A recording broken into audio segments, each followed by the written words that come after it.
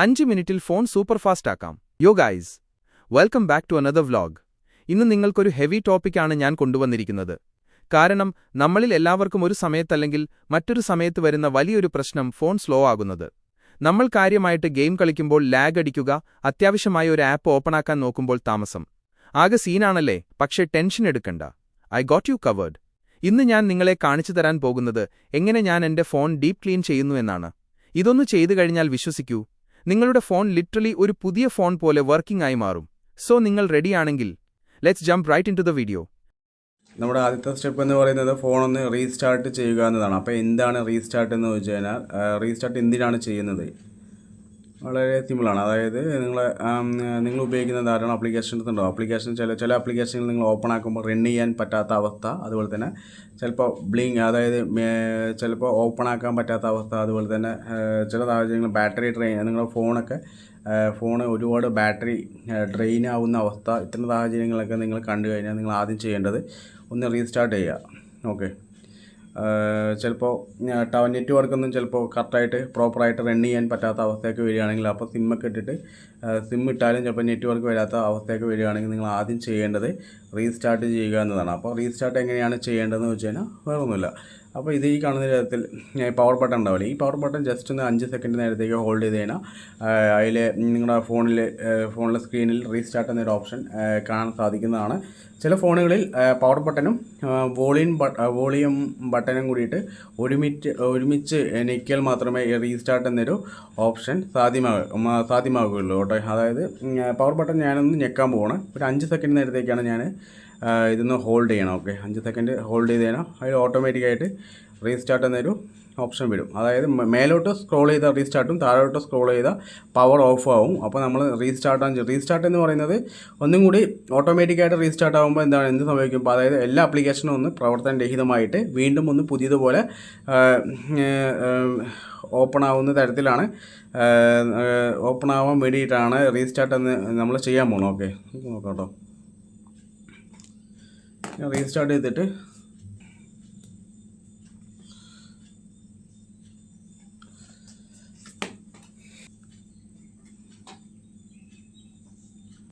രണ്ടാമത്തെ സ്റ്റെപ്പ് എന്ന് പറയുന്നത് നമ്മുടെ ബാക്ക്ഗ്രൗണ്ടിലുള്ള അൺവാണ്ടഡ് ആപ്ലിക്കേഷൻസ് നമ്മൾ റിമൂവ് ചെയ്ത് കളയുക എന്നതാണ്. അപ്പോൾ എന്താണ് അൺവാണ്ടഡ് ആപ്ലിക്കേഷൻ? അതായത് നിങ്ങളുടെ ബാക്ക്ഗ്രൗണ്ടിൽ കുറേ ആപ്ലിക്കേഷൻസ് ഉണ്ടാവും. അതിൽ നിങ്ങൾ യൂസ് ചെയ്യാത്ത ഒരുപാട് ആപ്ലിക്കേഷൻസ് ദിനം പ്രതി ചെറിയൊരു അളവിൽ നിങ്ങളുടെ റാമും അതുപോലെ തന്നെ ബാറ്ററിയും കുറച്ച് ചെറിയൊരു അളവിൽ നിങ്ങൾ യൂസ് ചെയ്യുന്നുണ്ട് കേട്ടോ. ഫോണിലെ ബാറ്ററിയും അതുപോലെ തന്നെ റാമും അതായത് കുറച്ചായിട്ട് നിങ്ങൾ അത് എടുത്തുകൊണ്ടേ ഇരിക്കുന്നുണ്ട്. അപ്പോൾ അത്തരം ആപ്ലിക്കേഷൻ നിങ്ങൾ റിമൂവ് ചെയ്യുകയാണെങ്കിൽ കുറച്ച് നിങ്ങളുടെ ഫോണിൻ്റെ പെർഫോമൻസ് കൂടാനും അതുപോലെ തന്നെ സ്റ്റോറേജ് കപ്പാസിറ്റി കൂടുകയും ചെയ്യുന്നതാണ്. അപ്പോൾ ഇത്തരം ആപ്ലിക്കേഷനിൽ കണ്ടു കഴിഞ്ഞാൽ ആദ്യം നിങ്ങൾ ചെയ്യേണ്ടത് ഇതുപോലെ, അതായത് ഇപ്പോൾ ഞാനൊരു ആപ്ലിക്കേഷൻ റിമൂവ് ചെയ്ത് കാണിക്കുകയാണ്. അപ്പോൾ ഇതെല്ലാം എനിക്ക് ആവശ്യമുള്ള ആപ്ലിക്കേഷൻസാണ്. അപ്പോൾ നിങ്ങൾക്ക് വേണ്ടിയിട്ട് ഞാൻ ഒരു ആപ്ലിക്കേഷൻ എടുക്കുകയാണ്. അപ്പോൾ ഒരു സൊമാറ്റോ എന്നൊരു ആപ്ലിക്കേഷൻ എടുക്കുകയാണ് കേട്ടോ.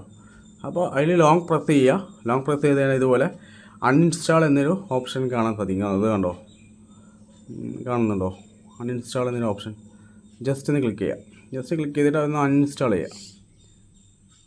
ചെയ്ത് കഴിഞ്ഞാൽ നിങ്ങളുടെ പെർഫോമൻസ് കൂടും, അതുപോലെ തന്നെ സ്റ്റോറേജ് കപ്പാസിറ്റി കൂടുന്നതാണ്. വേറെ രീതിയിൽ നമുക്ക് അൺഇൻസ്റ്റാൾ ചെയ്യാം. അതായത് സെറ്റിങ്സ് എടുക്കുക.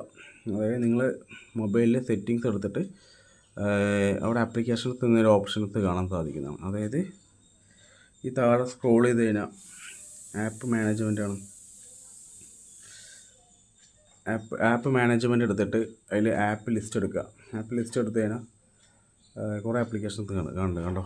അപ്പോൾ ഇതുപോലെ ആപ്ലിക്കേഷൻ നമ്മൾ ഇങ്ങനെയും ചെയ്യാം കേട്ടോ. ഇതുപോലെ നമ്മൾ ഇങ്ങനെ എടുത്തിട്ട് ജെമിനി, ഗൂഗിള്,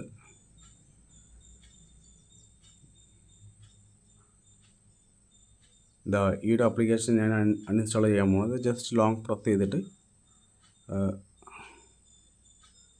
ഇവിടെ ഉണ്ടോ അൺഇൻസ്റ്റാൾ എന്നൊരു ഓപ്ഷൻ കാണുന്നുണ്ടോ? അൺഇൻസ്റ്റാൾ ചെയ്യാം.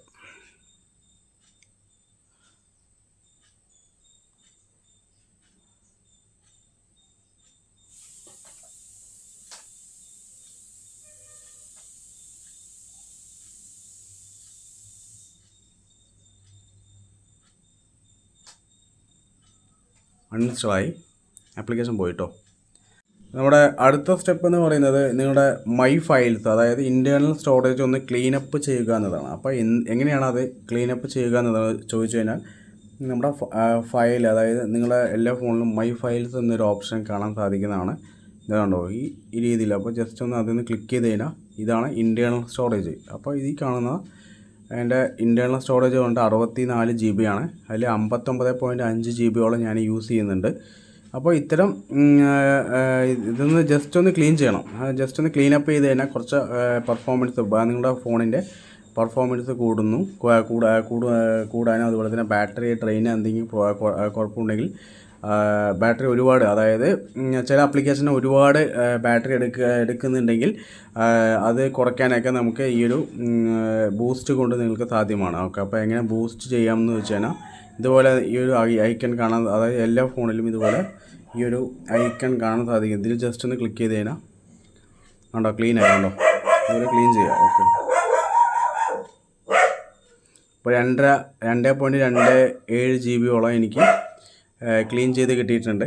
എനിക്ക് സ്പേസ്, അതായത് എൻ്റെ ഫോൺ ഇൻറ്റേർണൽ സ്റ്റോറേജ് കുറച്ചുകൂടി കൂടുതൽ, കുറച്ച് 2 GB എനിക്ക് ഫ്രീ ആയിട്ട് കിട്ടിയിട്ടുണ്ട്. അപ്പോൾ നേരത്തെ 59 ആയിരുന്നു, ഇപ്പോൾ 57.2 GB എനിക്ക് കുറച്ച് കിട്ടിയിട്ടുണ്ട് കേട്ടോ. അപ്പോൾ ഇതുപോലെ നിങ്ങളും ചെയ്ത് നോക്കുക.